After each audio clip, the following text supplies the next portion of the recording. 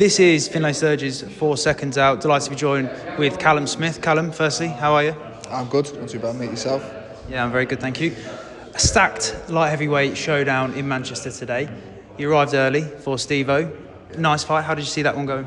Yeah, I thought he boxed well. I think he's improving all the time. He's doing a lot of work in the gym, trying to tighten up on certain areas and just improve as a pro. Obviously, he's a good amateur, but the pro's a different sport, and he's coming on really well and getting slightly better each fight. And I thought that was one of his better performances tonight. I thought he didn't take many clean shots well. He's defensively tightening up, and offensively he's always been pretty good anyway. So yeah, I know my brother Stephen's happy. He's just coaching.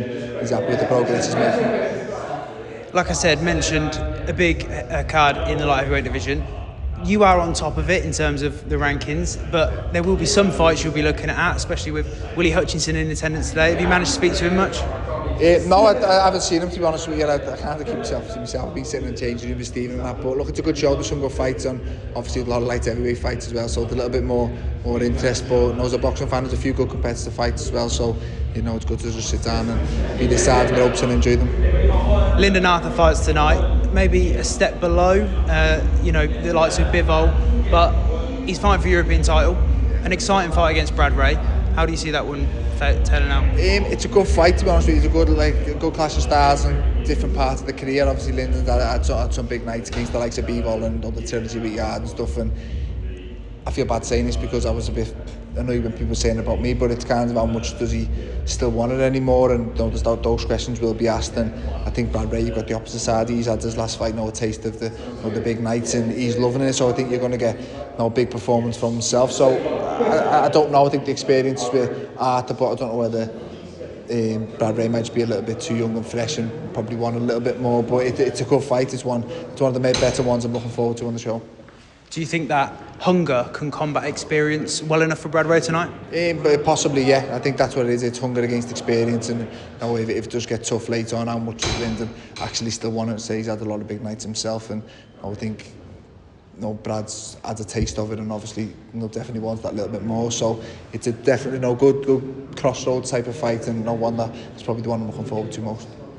I know you've probably got your eye on the Benavidez versus Yarde fight in November, but if Josh comes away with a win tonight, I know he'll be wanting that rematch. Is that something you'll be open to? I fight whoever the team say, and whoever puts me closer to. I've always said I've got goals. I've got a goal. I want to be a 2-weight world champion, and whoever the team puts in front of me and puts me closer to being where I want to be, then not a fight. I've never shied away from a fight, and I believe I can beat anyone on the planet, and I believe I'm good enough to be a 2-weight world champion. And I've said previously, I'll beat whoever I need to get there. Willie Hutchinson has dismissed the chances of Zach Parker winning at all. Is that something you believe too?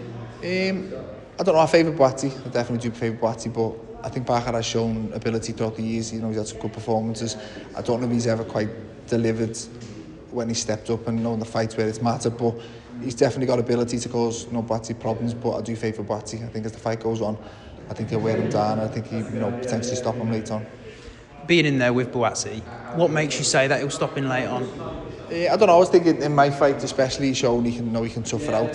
He can dig in when it matters, and he's physically strong. And I think that type of fight, he comes out on top. I think if he can drag Parker into a fight, Parker's got good ability, likes to switch, likes to keep everyone at his own pace. I think if Buatsi takes him onto that stride and drags him into a bit of a dog fight, I think he'll come out on top.